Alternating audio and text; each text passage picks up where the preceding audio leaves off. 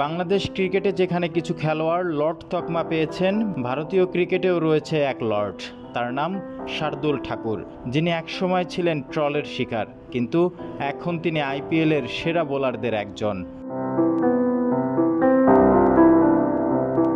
আইপিএলের গতরাতে এমন এক লর্ডের দুর্দান্ত পারফরমেন্সের পর সোশ্যাল মিডিয়া, মিম ও ক্রিকেট ওয়েবসাইটগুলো শার্দুলকে তার পুরনো ডাকেই স্মরণ করছে। এই পেসার আজ প্রবেশ করেছেন তার ক্রিকেট ক্যারিয়ারের এক নতুন অধ্যায়ে।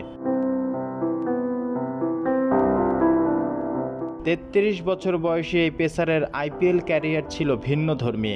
একসময় যিনি বারবার ট্রলের শিকার হয়েছেন, তার আজকের দিনটা আলাদা। গতরাতে শার্দুল লখনৌ সুপার জায়ান্টের হয়ে ৪ উইকেট নিয়ে দলের জয়ে রেখেছেন বড় অবদান, এবং এই ৪ উইকেটের সাথে তিনি আইপিএল ইতিহাসে